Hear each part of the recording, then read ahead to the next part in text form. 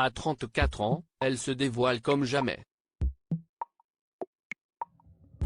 Au cinéma ce mercredi 16 novembre dans La Maison, Anna Girardot tient sans doute avec ce rôle de prostituée l'une des meilleures performances de sa carrière.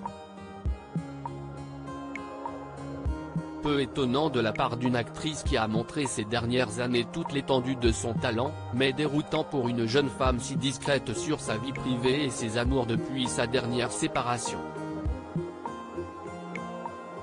Sujet du fameux portrait du quotidien Libération mardi 15 novembre, l'interprète d'Anne dans La Flamme et le flambeau l'avoue d'ailleurs, ce film l'a profondément transformée. Si sa réalisatrice Anissa Bonnefond trouvait déjà qu'elle n'était plus la même personne après le film, elle-même ne se connaissait pas cet aplomb, elle qui a voulu participer à ce long métrage plutôt sexy pour l'audace que ça demandait. D'ailleurs, son principal défi a été de se mettre réellement à nu. Chaque scène de sexe était un saut dans le vide, explique-t-elle dans son portrait. Je ne regardais plus le scénario.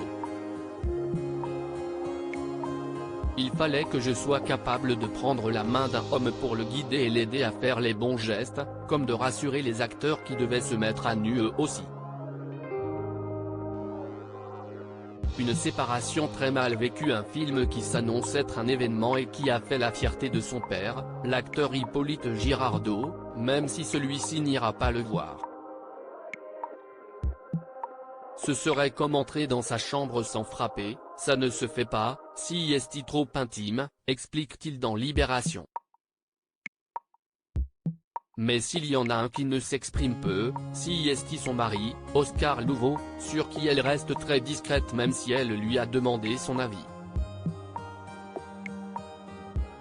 Il faut dire que sa précédente histoire d'amour avait été particulièrement médiatisée, pendant plusieurs années, de 2015 à 2019, la jeune femme était en couple avec Arthur, le fils de l'ancien Premier ministre Dominique de Villepin. Échaudée par la couverture médiatique de sa rupture avec son ex-petit ami de l'époque, l'ambassadrice du parfum gris Dior aime rester discrète sur sa vie privée, explique d'ailleurs le journal.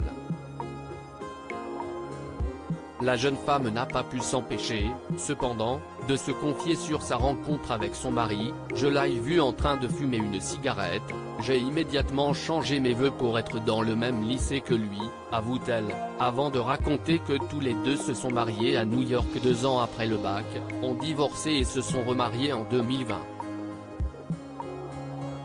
Et avec leur petite Jasnée fin 2020, ils semblent plus heureux que jamais.